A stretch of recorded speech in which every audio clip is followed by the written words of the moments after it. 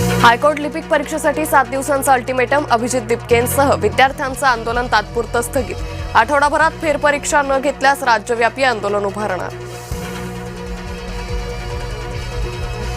कल्याणसह नांदेडमध्येही न्यायालयाच्या लिपिक परीक्षेत गैरसोयींचा आरोप. विद्यार्थ्यांकडून पारदर्शकतेवर प्रश्नचिन्ह.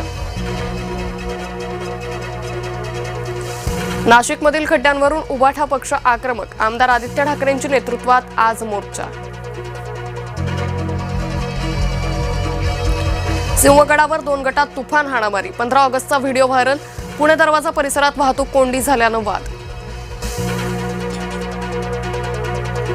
एकनाथ शिंदे आणि गणेश नाईक आज एकाच मंचावर येणार. मराठी माझी संवाद भाषा कार्यक्रमाचं आयोजन. गोपीनाथ मुंडे सोबत असते तर निवडणूक हारलो नसतो. माजी मुख्यमंत्री पृथ्वीराज चव्हाणांचं मोठं भाष्य. चाकणमधील खड्डे 31 ऑगस्टपर्यंत बुजवणार. उद्योगमंत्री उदय सामंत यांची माहिती. काम सुरू न करणारा कंत्राटदार काळ्या यादीत टाकणार. मंत्री उदय सामंत राजकीय उद्योगात जास्त व्यस्त. आमदार रोहित पवारांचा हल्लाबोल.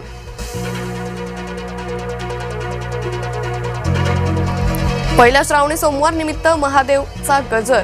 त्र्यंबकेश्वरासह वेरूळच्या कृष्णेश्वर मंदिरात भाविकांची अलोट गर्दी. वंदे मातरम अवमान प्रकरणावरून अमित शहांची सोनिया गांधींवर तोफ. हे पाप देश माफ करणार नाही. शहांची सडकून टीका. नाशिकमध्ये तरुणावर गोळीबार. गोसावीवाडी चौफुली येथील घटना. गोळीबाराचं कारण अस्पष्ट. गंभीर गुन्हे दाखल असलेल्या आरोपीवर पैशांची उधळण. बीडमध्ये कव्वालीच्या कार्यक्रमात घडला प्रकार. पंतप्रधान मोदींचं प्राणीप्रेम पुन्हा समोर. लाल किल्ल्यासाठी निघण्याआधी वासरू आणि मोरांना भरवलं अन्न. गटार खोदताना सापडलं 98 कोटींचं सोनं. बेल्जियमची राजधानी ब्रुसेल्स जवळची घटना.